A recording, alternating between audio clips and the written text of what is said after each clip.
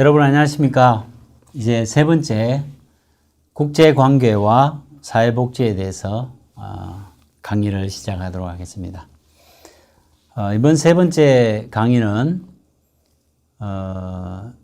관점에 대해서 사회복지를 하는 관점에 대해서 살펴보겠습니다.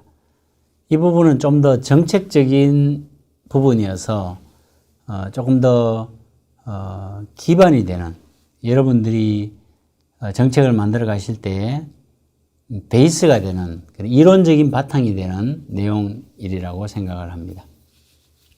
제목은 Interrelated Perspective for Social Work Practice라는 제목으로 말씀을 드리도록 하겠습니다. 사회복지를 보는, 세계 사회복지를 보는 관점에는 크게 네 가지가 있습니다. 첫 번째는 지금 5가지가 있는데, 5번째는 통합적인 관점이고, 통합적인 적용이고, 1, 2, 3, 4가 4개의 관점입니다. 첫 번째는 Global Perspective입니다. 두 번째는 Approaching Perspective of Human Rights. Human Rights 입장에서 본다는 것입니다. 세 번째는 사회개발의 관점에서 바라보면서 사회복지를 하겠다는 것이 포함되어 있습니다. 네 번째는 Eco-Social World Perspective입니다. 이것은 앞서서 유엔이 주창하는 것과 같은 맥락을 같이 하고 있죠. 이미 Eco-Social World라는 이 퍼스펙티브는 10년, 20년 전부터 생긴 관점이기는 하지만 이 20년 전부터 생긴 관점이 계속 이어져 오고 있고, 이게 이 에코 소셜 월드라는 것이 하루 만에 이루어지는 것이 아니기 때문에 아직도 진행되어져 가는 상황이고, 제가 보기에는 2050년까지도 아니면 그 후까지도 이루어지지 못하고 계속 우리가 관점으로, 이론적인 배경으로 남아있을 주제이기도 합니다. 그것이 바로 No One Left Behind라는 주제이죠. 모두가 함께 가고 아무도 남겨지지 않는 사회를 만들기 위해서 에코 소셜 월드가 필요하다라는 것입니다. 아프리카 르완다를 비롯한 아프리카의 중요한 그 에코 소셜 월드, No One Left Behind라는 이 잠언이 있죠. 어떤 중요한 그 단어가 하나 있는데 그것이 우분투이죠. 여러분들 우분투 아시죠? 우분투는 다 함께 잘 사는, 다 함께 누리는 그런 의미를 가지고 있습니다. 아프리카 르완다가 이 우분투 정신을, 우분투 스피릿을 잘 이어가고 있다고 믿습니다. 이 우분투의 정신은 이제는 아프리카만의 정신이 아니라 전 세계적인 정신이 되어오고 있습니다. 제가 속한 International Federation of Social Workers에도 2021년도의 팀이 바로 우분투 스피릿이었습니다. 아무도 뒤에 남겨두지 않고 함께 가는 것이죠. 우분투라고 하면 여러분들은 다 잘 아시지만 우리 한국이나 아시아나 또 유럽 같은 데서는 이 우분투 정신이 무엇인지 잘 모릅니다. 그런데 그 나라들마다 다 우분투 스피릿은 있습니다. 그렇지만 그것이 조금씩 다른 이름으로 되어 있지 우분투 스피릿이라고는 하지 않았습니다. 그런데 이제는 전 세계가 우분투 스피릿이라고 하면 누구나 다 알게 되는 그런 스피릿입니다. 나 혼자만 빨리 달려가서 그 음식을 취해서 먹는 것이 아니라 우리 아이들이 다 같이 손을 잡고 다 같이 marching and marching 해서 그것을 함께 나누어 먹는 그런 정신을 두고 이야기를 하죠. 바로 이것이 Eco-Social World Perspective입니다. 그리고 이 네 개를 다 합친 Integrated Applications. 그래서 이 네 개의 퍼스펙티브를 어떻게 잘 조화롭게 만들어서 우리 현장에 접목할 것인가 라는 것은 이제 우리에게 남겨진 마지막 과제가 될 것입니다. 이 네 가지의 퍼스펙티브는 말씀드렸듯이 제가 만든 것이 아니라 벌써 오래전부터 만들어진 학문적 이론입니다. 그 학문적 이론은 이 칵스와 파월이라는 사람이 학자께서 2006년도에 만들었던 이 이론적 베이스입니다. 가운데를 보시면은 International Social Work Practice라는 개념이 들어가 있죠. 그래서 국제 사회복지 프랙티스라는 제목입니다. 이거는 내셔널 우리나라에만이 아니라 국제적으로 국제적으로 어떤 사회복지를 할 것이며 어떤 관점을 가지고 할 것이냐라는 것을 가르쳐 주고 있습니다. 여기에는 첫 번째는 말하는 위에 있는 글로벌 퍼스펙티브입니다. 글로벌 퍼스펙티브. 글로벌 퍼스펙티브는 우리나라만 볼 것이 아니라 세계를 바라보면서 사회정책을, 사회복지를 만들자라는 것입니다. 글로벌 퍼스펙티브는 점점 제일 앞에 우리 제 첫 번째 시간에 보여드렸던 그 다이어그램처럼 글로벌라이제이션이라는 것을 향해서 점점 가고 있습니다. 내셔널 이슈에서 글로벌 이슈로 점점 가고 있습니다.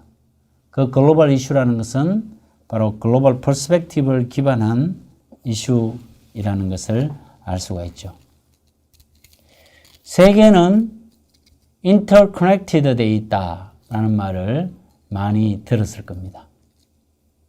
한 나라가 한 나라로만 존재하는 것이 아니라 세계가 서로 관계되어 있고, 그리고 특히 산업사회 이후에는 한 나라의 제품이, 잘 사는 나라의 제품이 또 다른 나라에 가서 팔리고 또 소비됨으로 해서 이쪽 나라에서 다시 생산해낼 수 있는 그런 세계 속에 우리가 살고 있습니다. 글로벌 퍼스펙티브 뷰를 언급함에 있어서 저는 당장 바로 생각이 나는 것이 지금 일어나고 있는 우크라이나 전쟁입니다. 러시아 전쟁입니다. 저 멀리 한국으로부터 떨어져 있는, 비행기를 타고 10시간씩 걸려야 갈 수 있는 우크라이나에서 일어나는 전쟁이지만 지금 한국에는 곡물값이 상승하고 있고 유가가 상승하고 있습니다. 그리고 이자들이 상승을 하고 있습니다. 그리고 난민의 문제로 우리도 여기서 모금을 하고 있고 기부를 하고 있습니다. 저 멀리 떨어져 있는 나라, 우리하고는 전혀 관계없을 것 같은 나라의 문제이지만 우리가 그것을 남의 문제로 보지 않고 나의 문제로 보고 우리 사회로 문제로 볼 수밖에 없는 이유들이, 글로벌 퍼스펙티브로 볼 수밖에 없는 이유들이 바로 거기에 있는 것입니다. 그래서 세계 사회복지 실천을 하기 위해서는 첫 번째로 글로벌 퍼스펙티브를 봐야 된다라는 것입니다. 한국의 70년 전 한국을 한번 예를 들어 보겠습니다. 지금 2022년이니까 70년 전에는 저희 나라는 시빌 월이 있었던 나라입니다. 남한과 북한이 서로 전쟁을 하던 때였습니다. 그리고 1953년도에는 전쟁이 끝이 났습니다. 그리고 남한과 북한이 갈라졌습니다. 그때 많은 외국의 원조 기관들이 우리나라로 들어와서 전쟁 고아들을 살펴주었습니다.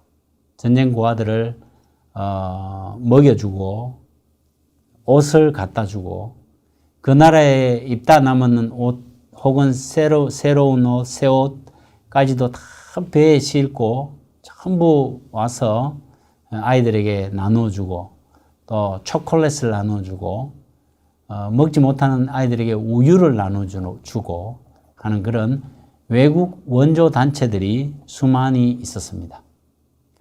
그 외국 단체들이 없었다면 지금 대한민국은 존재하지 않았을 겁니다. 그 외국 단체들의 지원으로 말미암아 한국의 사회복지라는 개념이 빌드업되기 시작했습니다. 바로 그것이 글로벌 퍼스펙티브인 거죠. 그 나라들 70년 전에 미국이 혹은 70년 전에 호주가 70년 전에 영국이 지금보다 잘 살았겠습니까? 지금보다 못 살았겠죠. 훨씬 못 사는 상황이었고 지금보다 더 잘 먹을 것이 부족한 나라였습니다. 그렇지만 그때 그 나라들에서는 우리나라를 지키기 위해서 우리나라를 사우스 코리아를 도와주기 위해서 손을 내밀어 주었습니다. 그분들의 마음속에 그 나라의 정책 속에 글로벌 퍼스펙티브가 없었다면 이 일을 할 수 있었을까요? 할 수 없었겠죠. 국가 정책적뿐만이 아니라 NGO 단체들도 수많이 우리에게 찾아와서 손을 내밀어 주었습니다. 그리고 현재 있는 많은 역사가 오래된 사회복지 파운데이션, 사회복지 재단들은 그 당시에 외국인들이 와서 세워두었던 사회복지 단체들이 자라고 또 자라서 오늘에 이르게 되었습니다. 그 과정에서 그 처음 들어와서 외국에서 우리를 도와줬던 분들은 다 돌아가셨고, 혹은 집으로, 각 나라로 돌아가시고, 그 다음에 토착화라는 이름으로 우리나라 사람이 그 일을 감당하기 시작해서 그 역사가 벌써 70년의 역사가 되고 80년의 역사가 되어 왔습니다. 그분들의 글로벌 퍼스펙티브로 인하여서 우리나라가 자랐듯이, 우리나라 사회복지가 자랐듯이 전 세계의 글로벌 퍼스펙티브로 인해서 르완다의 사회복지가 정착하기를 바랍니다. 르완다의 사회복지가 한 단계 더 업그레이드 되기를 바랍니다. 인터내셔널 소셜 워크 프랙티스를 이야기를 할 때 가장 기본이 되는 것은 바로 글로벌 퍼스펙티브입니다. 글로벌 마인드가 없다면은 우리가 국제사회복지를 할 수가 없습니다. 코이카에서도 글로벌 퍼스펙티브가 없다면 인터내셔널 소셜 워크 프랙티스를 르완다에다가 할 수가 없는 것이죠. 르완다에 지금 아주 시작 지점에 있는 그 프로젝트지만 앞으로 이 프로젝트를 통해서 더욱더 왕성하게 커갈 것입니다. 향후 올해, 내년, 후행년 3년 동안 이 프로젝트를 아주 초기적으로 이니셜하게 시작을 하지만 앞으로 더 커져서 더 많은 지원과 더 많은 사업들이 르완다에 이루어지기를 바라겠습니다. 그 다음으로 바라볼 퍼스펙티브는 바로 휴먼 라이츠 퍼스펙티브입니다. 휴먼 라이츠 퍼스펙티브 두 번째. 이것은 많이 발전된 그런 관점들이죠. 휴먼 라이츠, 인권이라는 것. 100년 전만 해도 아프리카에 인권이 없었었죠. 100년 전만 해도 대한민국에 인권이 없었습니다. 종은 종이었습니다. 종과 주인으로만 나누어져 있었습니다. 종은 주인이 죽으라고 하면 죽어야 되는 관계였습니다. 그들 종들에게 인권이 있었을까요? 없었습니다. 그런데 그 인권은 세계가 우리에게 유입되면서 세계의 관념들이 우리 사회에 들어오면서 그 인권이 생기기 시작했습니다. 불과 100년도 안 된 시점 안에 미국 같은 나라도 흑인들에게 투표권이 주어지게 되었죠. 그전에는 투표권도 없는, 인권도 없는 그런 나라였습니다. 미국도 그럴지언정 이 세상에 그런 나라들이 수많이 있다는 것을 말하고 있죠. 다행히도 제가 미국에 유학을 공부를 할 때는 그런 인종차별들이 노골적으로 나타나지는 않았습니다. 어느 식당에 가면 유색 인종들은 식당으로 들어오지 마세요 라는 그런 문구가 있었다고 했는데 제가 있는 동안에는 한 번도 그런 문구를 본 적이 없습니다. 백인만 우월주의로 생각을 하고 유색 인종인 저와 이런 황색 아시아 인종이나 또 아프리카 사람들은 멸시했던 그런 시대는 이제 지나갔습니다. 왜 그런 결과가 이제 왔을까요? 그것이 바로 Human Rights Perspective가 성장했기 때문입니다. Human Rights라는 것은 천부적으로 신께서 우리에게 주신 그 휴먼 인권입니다. 그래서 미국의 그 컨스티튜션 헌법에도 있고 또 그 유명한 아브라함 링컨의 그 게티스버그 전투의 그 게티스버그 선언에서도 그렇게 나와 있죠. 모든 사람은 created as equal, 똑같이 태어났다. 모든 인권을 가지고 동등한 인권을 가지고 태어났다라는 것을 선언하였습니다. 이제 나라로 들어가 볼까요?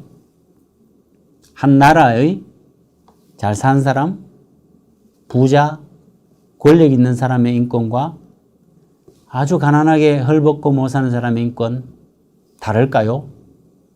다르지 않죠. 그들을 똑같이 바라보는, 그들의 인권을 똑같이 바라보는 관점에서 바로 사회복지라는 것이 탄생하게 되고 전 세계 차원으로 그들의 인권을 중요하게 바라보는 것이 International Social Work Practice의 기본적인 이론적 근거가 되는 것입니다. 휴먼 라이츠의 문제는 여러 나라에서도 많이 있고 아무리 휴먼 라이츠가 강조되고 아무리 휴먼 라이츠가 많이 고양된 나라라 할지라도 아직도 휴먼 라이츠에 대해서 데모를 하고 있습니다. 서방 국가들 또 불과 작년만 해도 미국에서도 휴먼 라이츠 Black Lives Matter 이라는 휴먼 라이츠 무브먼트가 있었죠. Black Lives Matter. 예. 흑인도 살 권리가 있다. 흑인도 권리가 있다. 흑인의 문제도 흑인의 삶도 중요하다라는 그런 것이 있었죠. 물론 흑인뿐만이 아닙니다. 백인 중에서도 똑같습니다. 그런 문제들은 전 세계에 다 가지고 있는 문제들이고 서방 국가에서도 가지고 있는 문제들입니다. 이 휴먼 라이츠 퍼스펙티브를 가지고 국제사회복지를 계획하고 준비해야 된다라는 것을 말씀드립니다. 대한민국 역시 휴먼 라이츠 퍼스펙티브를 가지고 지금 르완다와 동아프리카 쪽으로 관심을 기울이고 또 그들의 휴먼 라이츠를 인권을 확립하기 위해서 노력을 하고 있습니다. 그 다음에 세 번째는 소셜 디벨롭먼트 퍼스펙티브입니다. 소셜 디벨롭먼트 퍼스펙티브. 이것은 사회복지라는 것은 경제와 항상 맞물려서 가고 있습니다. 사회가 발전하지 않는데 사회복지가 결코 발전할 수가 없습니다. 그래서 사회복지를 이야기하는 사람은 무조건 달라, 나에게 혜택을 달라 라고 하는 그런 입장에서만 서서는 절대 안 됩니다. 사회 전반적인 관점을 바라보면서 그 사회 전반적으로 발전할 수 있는 계기를 마련하고 또 그런 데 관심을 기울여야 되는 것이 필요합니다. 그것이 Social Development Perspective이죠. Social Development Perspective. 사회 발전하기 위하여서 어떤 것이 필요한가를 사회복지 종사자들도 관심을 기울여야 됩니다. 한국에는 최근에 Social Investment라는 것이 있었습니다. 바로 사회복지에 재정을 투자함으로 해서 그것이 사라지는 돈이 아니라 investment, 투자가 되는 것이죠. 소셜, 사회적인 투자, 사회적인 투자로 보는 사회복지로 해서 소셜 인베스트먼트를 함으로 해서 그것이 다시 돌고 돌아서 경제의 성장을 이루어 나간다라는 선순환의 모델을 제시한 바가 있습니다. 이것은 지금 상당히 잘 되고 있는 수준에 있습니다.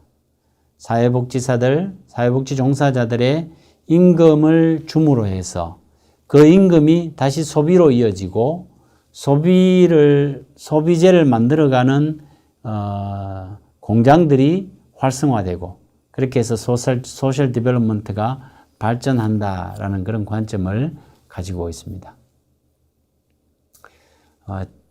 르완다에서 사회복지 정책을 입안하실 때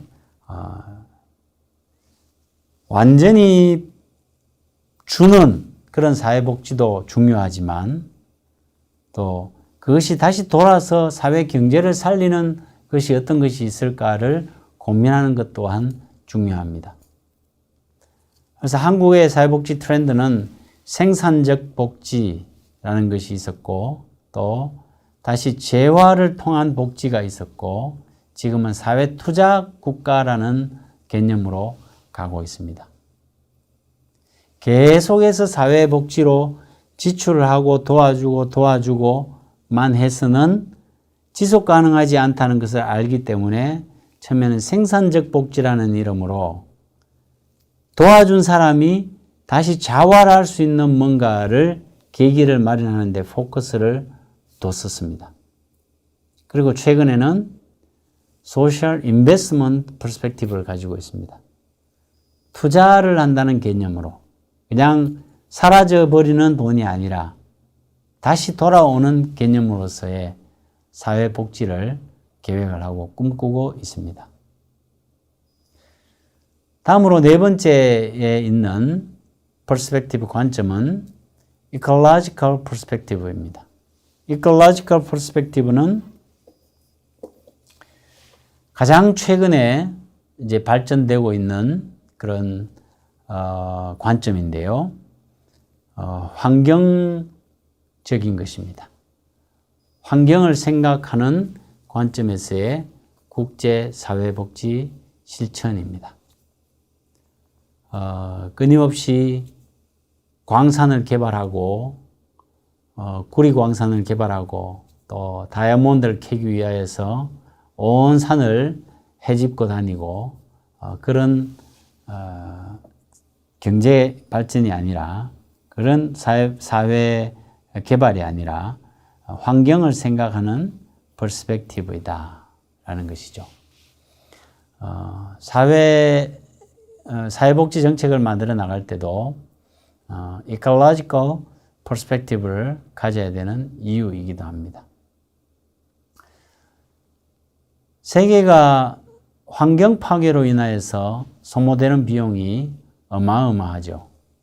사막이 생기고 오스트레일리아 같은 경우에는 벌써 재작년에는 온 나라가 산불로 인하여서 고통을 겪었습니다. 수많은 자원들이 거기에 들어갔습니다. 그런 것은 바로 ecological change를 통해서, environmental change를 통해서 그런 현상들이 일어나고 있습니다. 예전에는 없었던 일들이 일어나고 있죠. 저희 나라를 예를 들면 저희 나라는 겨울에 많이 춥지가 않습니다. 예전 제가 어릴 때만 해도 굉장히 추웠습니다. 근데 지금 지구온난화로 인하여서 별로 많이 춥지가 않습니다. 그래서 많이 바뀌었어요. 독일 같은 경우에 얼마 전 소식을 들어보니까 독일에는 냉방을 그렇게 많이 하지 않는 나라였다고 합니다. 그런데 최근에는 날씨가 더워져서 에어컨이 없이는 살 수 없는 나라로 변해가고 있다는 이야기를 들었습니다. 그것이 바로 environmental 팩터들이 작용했기 때문입니다. 그리고 여러분들께서 많이 들었던 북극의 빙하들이 점점 줄어들어가고 있고 또 해수면이 높아져 가고 있는 그런 상황에서 우리가 마냥 쓰고 먹고 또 우리의 복지를 위해서만 힘쓸 수 있는 상황이 아니라는 것을 말해주는 이 이론적 관점입니다. 마지막 앞장에서 5번째로 있었던 것이 integrative implication입니다. 그럼 이 4개의 1, 2, 3, 4에 있는 모든 관점들을 다 통합을 해서 어떻게 적용할 것인가, International Social Work Practice에 어떻게 적용할 것인가 라는 것은 이제 우리에게 남겨진 숙제입니다. 그래서 여기에서 이제 우리 전략이 나오게 됩니다. 우리 국제사회복지를 함에 있어서 어떤 전략으로 바라보며 어떤 전략으로 여기에 임할 것인가 하는 것에 대해서 이제 나눠보도록 하겠습니다. 첫 번째로는 먼저 empowerment를 해야 됩니다. empowerment라는 것은 힘을 실어주는 것이죠. 누가? 바로 소셜 워커와 사람들에게 힘을 실어주는 것입니다. 특히 오늘은 우리 사회복지에 대해서 이야기하기 때문에 사회복지사들에게 힘을 실어주는 것이 필요합니다. empowerment 해주는, 고난을 이양해주고 또 그 사람들이 잘할 수 있도록 해주는 것입니다. 초기 복지국가들의 특징은 국가가 모든 것을 다 하는 것입니다. 국가가 처음부터 끝까지 쫙 다 해버리는 것입니다. 그렇게 해서 사회복지사는 그냥 하나의 공장의 부품처럼 사용되어졌다가 사라지고 들어왔다가 나가고 하는 그런 존재로만 생각하는 경향들이 있습니다. 르완다의 사회복지는 사회복지사들의 임파워먼트를 시켜줌으로 해서 사회복지가 발전하기를 원합니다. 그것이 바로 전략입니다. 가장 좋은 전략입니다. 이 전략들은 그냥 나온 것이 아니라 바로 많은 나라의 경험들을 통해서 보니까 이런 전략이 꼭 필요하겠더라라는 것을 이론적으로 나타내는 것입니다. 사회복지사에게 임파워먼트를 어떻게 해줄 것인가?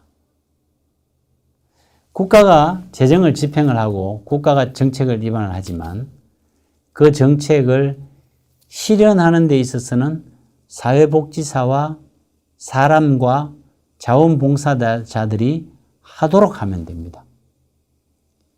제가 알기로 여러분들이 르완다의 고위공직자인 것으로 알고 있는데 고위공직자들이 우리가 다 할 거야 하는 그런 개념을 벗어나서 정책 입안은 우리가 하지만 하는 것은 사회복지사들이 하도록 하자.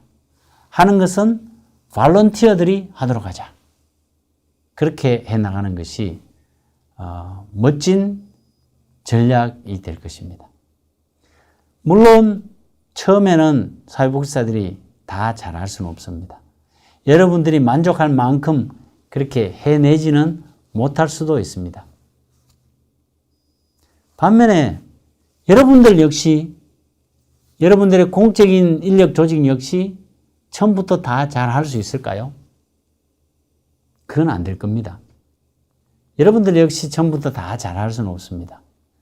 그렇기 때문에 현장에 있는 민간 소셜 워커들을 통해서 그들에게 힘을 실어주고 또 그들이 할 수 있도록 하고 그들이 스스로 만들어갈 수 있도록 하는 것이 중요한 전략이라고 할 수 있습니다.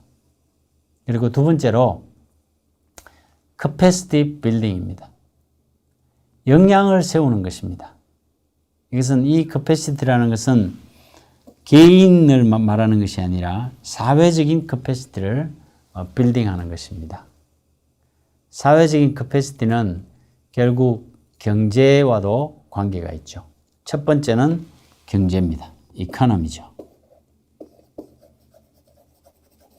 이코노미가 가장 중요하겠죠. 이코노미의 캐퍼시티가 많이 발전을 해야 그 다음에 사회 투자도 할 수 있는 것이고 많은 재정을 또 거기에 투입을 할 수도 있는 것입니다. 그다음에 두 번째는 그 캐퍼시티라는 것은 시티즌의 캐퍼시티입니다. 우리 공무원들만 이 캐퍼시티가 빌딩 되어서는 안 되고 시민들 자체가 이게 빌드업 돼야 되죠. 캐퍼시티가 빌드업 돼야 되죠. 역량의 성장, 그러니까 빌딩이 세운다는 그런 의미를 가지고 있다면 역량을 세워주는데 많은 노력을 기울여야 된다라는 것을 말씀드립니다. 그다음 세 번째는 셀프-헬프와 셀프-리질리언스입니다. 셀프-헬프와 셀프-리질리언스. 이거는 스스로 일어나는 힘을 키워주는 것이죠.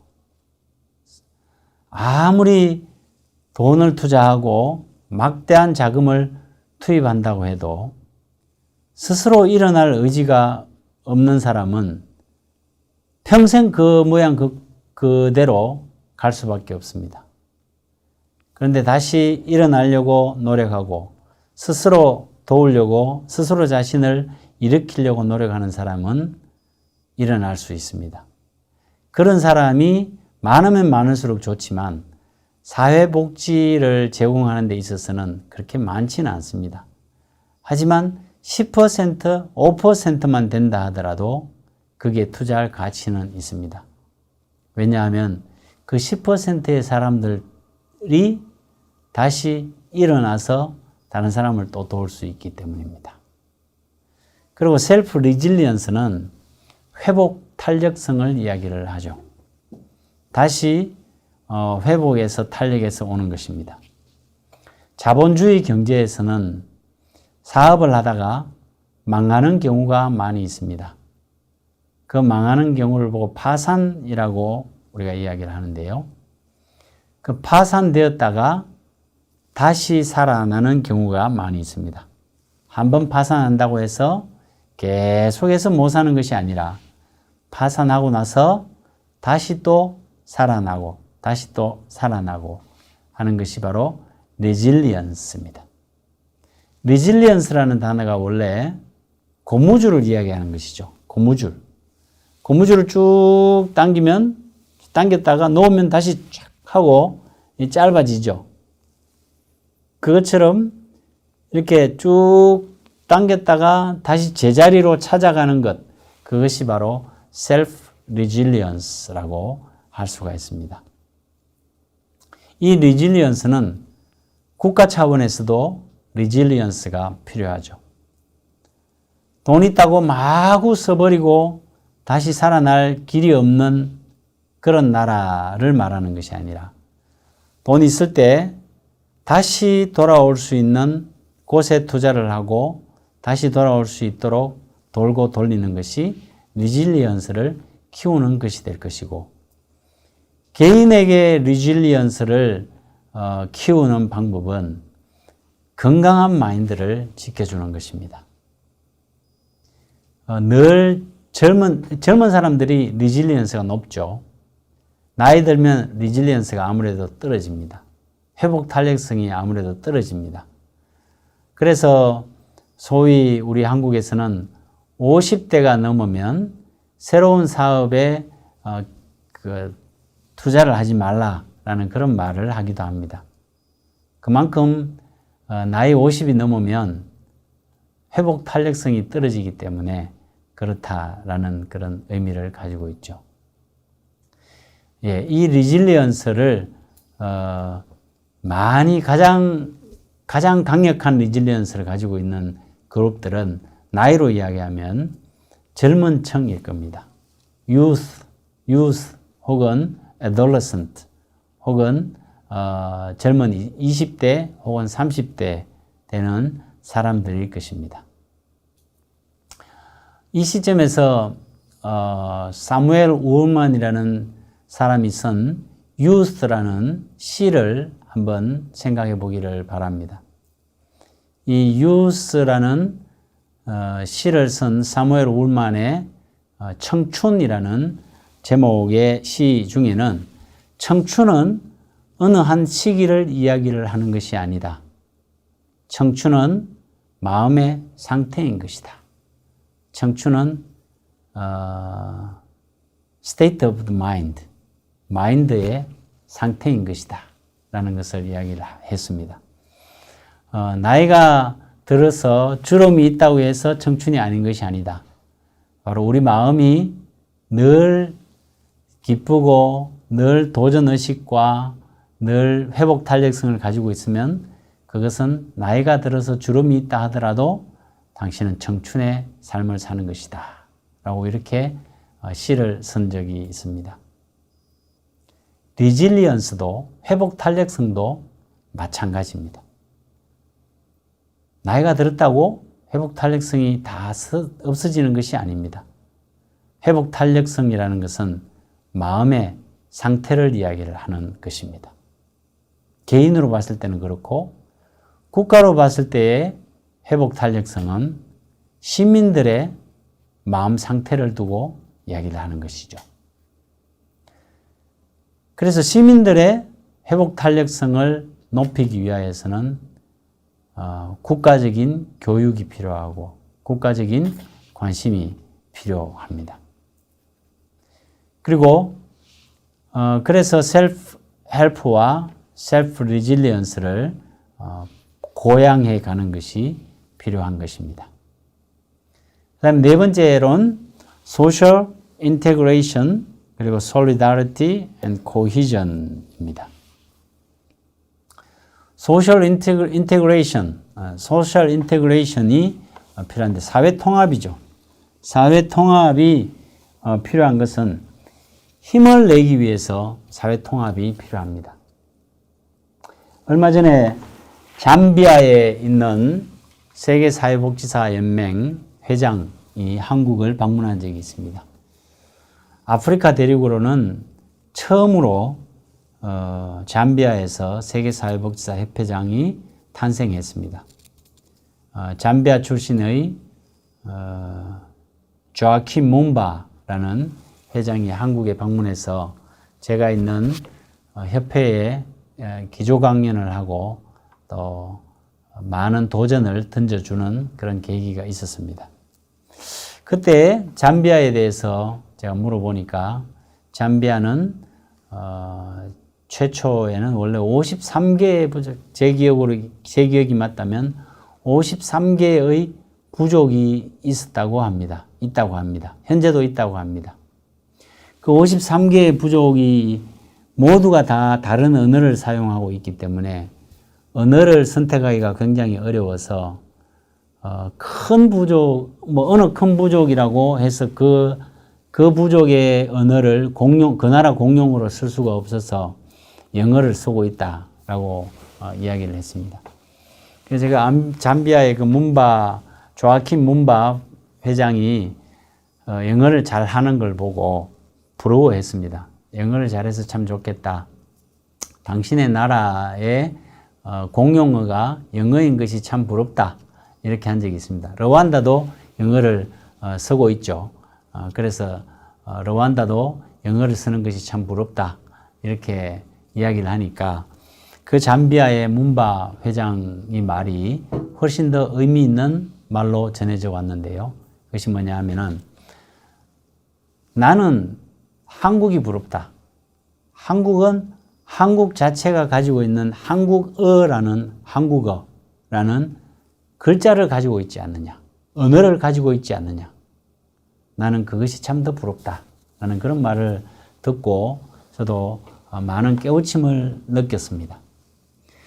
그것이 소셜 인테그레이션의 중요한 적용점이라고 생각합니다.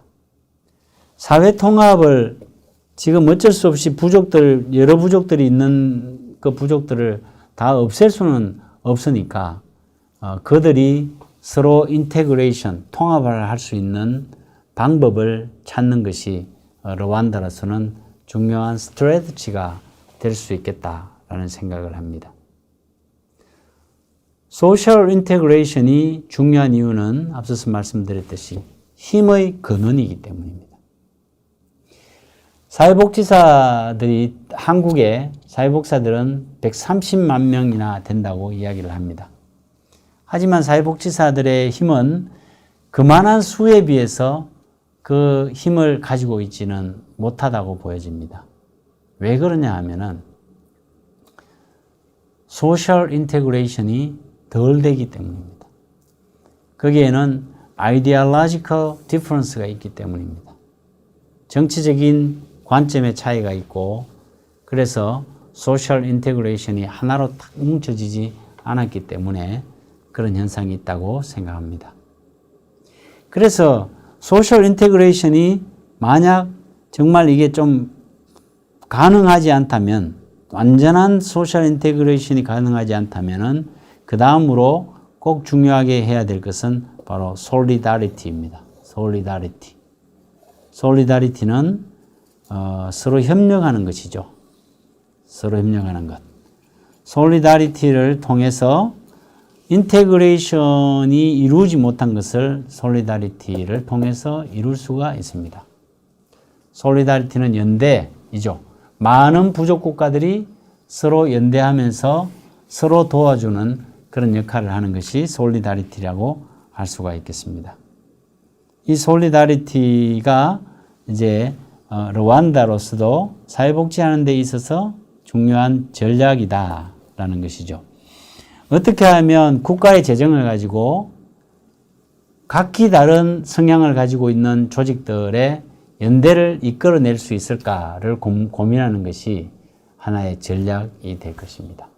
솔리다리티를 통해서 결국 코히전이라는 것이 생길 수 있습니다. 코히전은 동질의식, 또 융화, 유대 그런 의미를 가지고 있어서 이 코히전을 통하여서 사회가 발전해 나가고 결국 경제 성장도 이루어지고 사회복지도 이루어진다라는 그런 개념으로 전략을 짜시는 것이 필요하다고 봅니다. 소셜 인테그레이션, 솔리다리티, 코히전 이런 것들 바로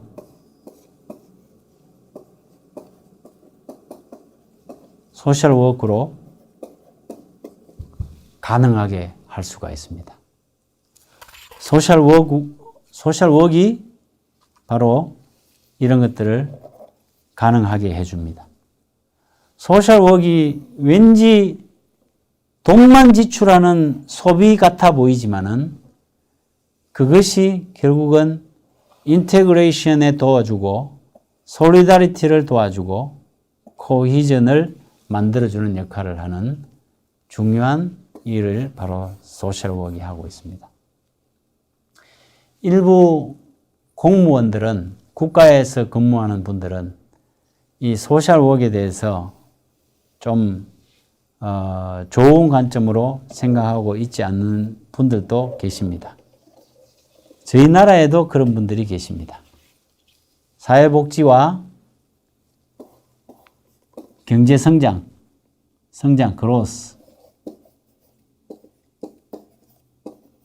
growth. 경제성장은 상충된다고 생각합니다. 사회복지와 경제성장이 상충된다고 생각해서 우리나라는 아직까지 경제성장에 더 중점을 둬야 되지 사회복지에 중점을 두어서는 안 된다라고 생각하는 분들도 간혹 계십니다. 그렇지만 그렇지가 않습니다. 이 경제성장은 바로 소셜 인테그레이션을 통해서 이루어지고 솔리다리티를 통해서 이루어지고 코히전을 통해서 힘이 생기는 것입니다. 바로 여기서 바로 파워라는 것이 나오죠.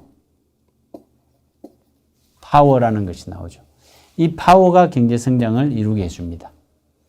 그런데 이 세 개의 사회통합이나 연대나 코히전은 소셜웍이라는 것이 밑바탕을 받쳐주고 있습니다.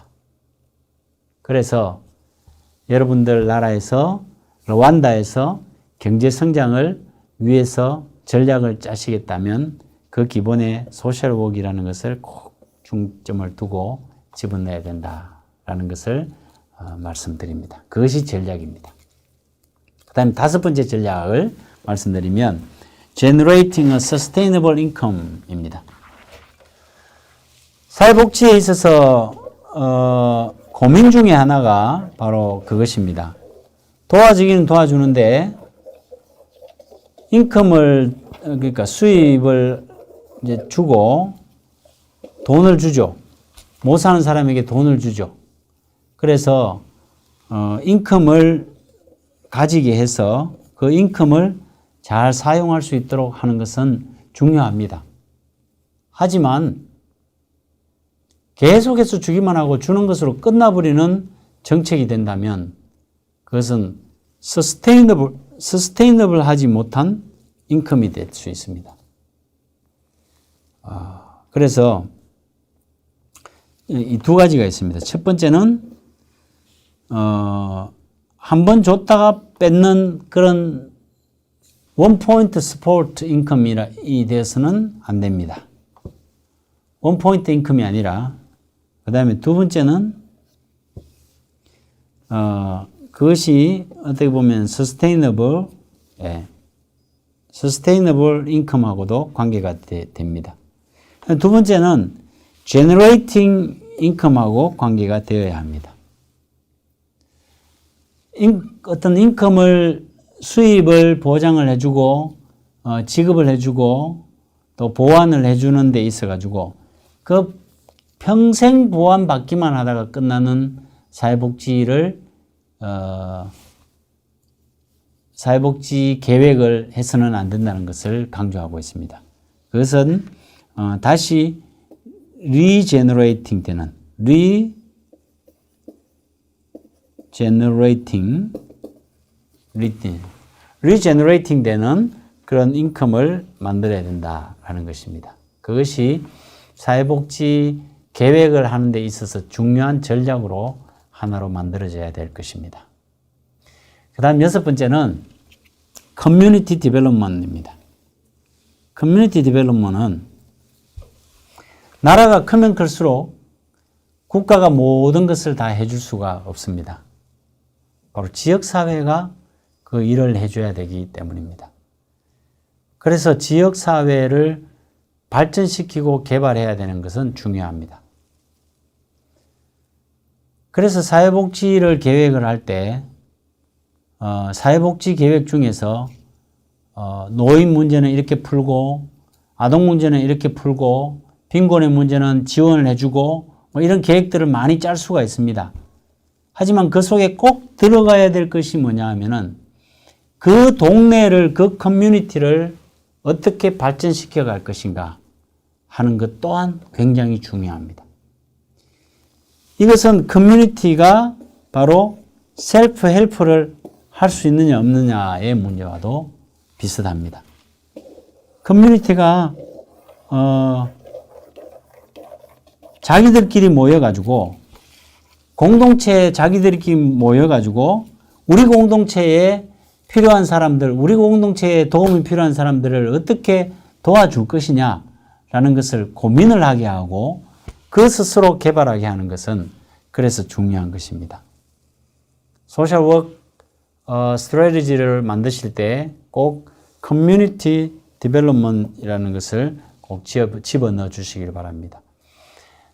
저희 한국에는 지역사회 보장 협의체라는 것을 만들어서 그 협의체에서 여러 분야에 있는 사람들이 모여서 공무원들 그리고 민간 조직에도 아동, 노인, 빈곤 여러 파트에서 다 모여서 그들이 의논하고 그들이 고민을 하면서 서로가 서로 돕는 그런 공동체를 만들어 가고자 합니다. 그게 바로 솔리다리티요, 코히전이요, 셀프 리질리언스를 만들어가는 방법입니다. 툴로서의, 도구로서의, 스트레지를 이루어가는 툴로서의 하나가 커뮤니티 디벨롭먼트다라고 이렇게 말씀드릴 수가 있겠습니다. 커뮤니티 디벨롭먼트라고 하면은 저희 한국에서는 꼭 소개하고 싶은 것이 하나가 있습니다. 그것이 바로 새마을 무브먼트입니다. 테크니컬한 기술적인 문제로 빼게 되었는데 여기서 새마을이라는 것은 새라는 것은 우리 한국말의 새라는 것은 뉴라는 의미를 가지고 있습니다. 뉴. 마을이라는 것은 이거는 커뮤니티를 말하고 있습니다. MU 커뮤니티. 뉴 커뮤니티라는 것이 새마을 무브먼트라는 것입니다.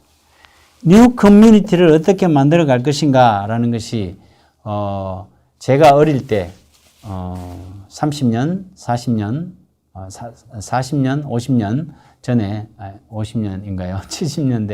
70년대니까 30년, 50년 전의 이야기네요. 50년 전. 네.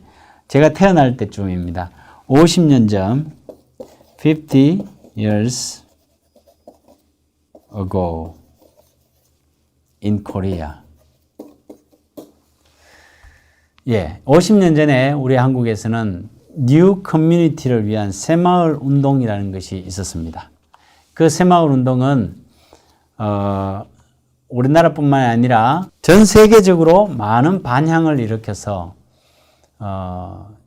특히 아프리카에 있는 많은 나라에서 우리나라의 새마을 운동을 벤치마킹하기 위해서 왔던 것을 기억합니다. 지금은 이 사진은 2021년 인터내셔널 새마을 디벨롭먼트 컨퍼런스였는데 2021년이면 한창 코로나가 아주 왕성할 때였죠. 그러나 코로나 이전에는 많은 아프리카인들이 우리나라의 새마을 무브먼트를 배우기 위하여서 그리고 새마을 디벨롭먼트를 배우기 위하여서 많이 왔습니다. 이 새마을 무브먼트의 핵심이 바로 이 커뮤니티 디벨롭먼트였습니다. 커뮤니티 디벨롭먼트였습니다. 이 커뮤니티 디벨롭먼트를 통해서 가정을 일으키고 나라를 일으키고 또 사회를 삶을 일으키겠다는 그런 의미를 가지고 있었습니다. 이 사진도 새마을 운동의 하나의 일환으로 소개했던 사진인데 이분들은 스리랑카로부터 온 분들입니다. 스리랑카로부터 와서 한국의 새마을 운동을 벤치마킹해서 가겠다라고 이렇게 새마을 운동 프로그램에 참여한 사람들이었습니다. 여기서 저 버섯을 재배하는 곳이죠. 마을에서 마을 공동체에서 다 함께 힘을 합쳐서 버섯을 재배하고 그 버섯을 가지고 수익을 창출하고 창출된 수익으로 어려운 사람들을 돕는 역할을 하는 그런 운동을 배우고 있습니다. 이것은 국제적으로 새마을 운동을 배우기 위하여서 여러 나라에서 와서 이렇게 배우고 있습니다. 올해 새마을 운동을 가르치는 그 컨퍼런스에는 WFD의 총재가 오셨습니다. 세계 식량기구죠. 세계 식량기구의 총재가 오셔가지고 어떻게 하면 새마을 운동을 식량이 부족한 나라에 전파할 수 있을까라는 것을 고민하고 방법을 더욱 제시했던 그런 기회가 있었습니다. 물론 르완다에도 좋은 커뮤니티를 빌드업하는 이렇게 커뮤니티를 디벨롭먼트하는 방법들이 있겠지만 저희 나라에는 소개를 드린다면 바로 새마을 디벨롭먼트라는 것이 있어서 우리 공동체를 세워갔습니다. 평가들이 조금씩 다르긴 하지만은 새마을 무브먼트가 우리나라의 포벌티로부터 탈출하게 했던 계기였다라고 하고 있습니다. 르완다가 포벌티가 있고 혹은 헝거리 있다면 바로 이 새마을 무브먼트, 새마을 디벨롭먼트를 통하여서 이 정신을 통하여서 함께 세워나가는 르완다가 되기를 바라겠습니다. 아프리카의 우분투 정신을 우리가 배우듯이 아프리카가 우리나라로부터 배울 것은 새마을 무브먼트 같은 것들을 배워 나가면 좋을 것이라고 생각합니다. 이제 드디어 마지막 결론을 내릴 시간이 왔습니다. 여러분들 긴 시간 동안 고생하셨는데 이제 결론을 내리면서 오늘 강의와 또 이제까지의 강의를 인터내셔널 소셜 워크의 강의를 마치도록 하겠습니다. 첫 번째로 결론적으로 말씀드리고 싶은 것은 사회복지가 지금 인터내셔널 소셜 워크이죠. ISW. 인터내셔널 소셜 워크이라는 것이 이렇게 오게 된 것은 단순히 세계화의 문제 때문에 온 것은 아닙니다. 그것은 인권의 문제고 사회 정의의 문제이기 때문에 인터내셔널 소셜 워크이 중요해지기 시작한 것입니다. 글로벌라이제이션으로만 보면은 사회복지는 크게 중요한 것이 아닐 수 있습니다. 하지만 그런 차원에서 보는 것이 아니라 바로 인권의 차원과 소셜 저스티스의 차원으로 본다면 나만 배 떵떵거리고 살아가는 것은 결코 소셜 저스티스 하지 않기 때문에 우리가 인터내셔널 소셜 워크를 강조를 하고 지금 나가고 있는 것입니다.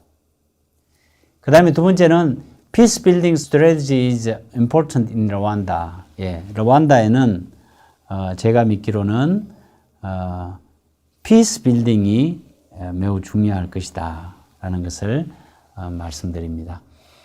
Peace Building을 위해서 여러분들, 고위 공직자 여러분들께서 좋은 전략을 잘 짜주시기를 바라겠습니다. 피스 빌딩은 갈등이 있는 사람들을 모아서 서로 이렇게 아름다운 하모니를 만들어내게 하는 그것이 바로 여러분들이 해야 될 일이라고 생각합니다. 얼마 전에 나왔던 영화 중에 팔레스타인 음악가와 이스라엘의 음악가들이 모여가지고 아름다운 하모니를 만들어내는 그 과정을 그린 영화가 하나 있었습니다. 여러분들 잘 아시다시피 팔레스타인과 이스라엘은 철천지 원수지간에 있죠. 그래서 같이 젊은 사람들이 모여서도 서로 사랑을 하지 못하고 또 음악을 함께 하는데 여러 난관이 있었지만 그것을 뚫고 피스 빌딩을 해 나가는 모습을 그려주었습니다. 그 아이디어를 누가 냈을까요? 그 아이디어 낸 사람이 저는 훌륭하다고 생각합니다. 그 아이디어를 내고 그것을 실행에 옮긴 사람이 훌륭하다고 생각합니다. 르완다의 피스 빌딩을 하기 위해서 아이디어를 내어야 되는 사람들은 바로 여러분들입니다. 그래서 여러분들이 중요한 것입니다. 그리고 세 번째로는 psychological quarantine과 힐링과 traumatic stress reduction이 지금 중요한 시기입니다. 이것은 코로나 팬데믹을 통해서 심리 방역이 굉장히 중요해지고 있습니다. 위축되어져 있고 사람과 사람을 만나지 못해서 아프리카의 상황은 어떤지 모르겠지만은 우리 한국 같은 경우에는 심리 방역이 중요한 시기입니다. 외로움을 느끼고 있고 자살을 생각하고 있는 그런 상태에 와 있습니다. 그래서 이제는 경제적으로 도와주는 것 이외에도 psychological quarantine과 psychological healing과 트라우마로 인한 스트레스를 감소시켜주는 일에 여러분들께서 스트래티지를 짜고 또 계획을 하는 것이 좋으리라고 믿습니다. 마지막으로 use social work to meet the UN Sustainable Development Goals. 바로 이 말이 바로 제가 최종적으로 여러분들에게 강조를 하고 싶은 말입니다. UN의 지속 발전 가능한 목표를 이루기 위해서 또 르완다가 지속 발전 가능하게 성장하기 위하여서 사회복지를 이용하시기를 바랍니다. 특히 사회복지사를 이용하시기 바랍니다. 그것이 굉장히 중요합니다. 그것이 오늘 저의 컨클루전으로 말씀드리는 것입니다. 왜냐하면 사회복지사는 세상을 변화시킬 수 있는 사람들이기 때문입니다. Social workers change the world. 바로 이런 사회복지사들을 통해서 여러분들의 사랑하는 나라 르완다가 지속 발전 가능한 그런 나라가 되기를 바라고 잘 사는 나라가 되기를 바라겠습니다. 여러분 긴 시간 수고 많이 하셨습니다. 나중에 한국으로 오실 때 저희들 반갑게 맞이하고 또 더 많은 이야기를 나눌 수 있기를 바라면서 오늘 강의를 마치겠습니다. 여러분 수고하셨습니다. 감사합니다.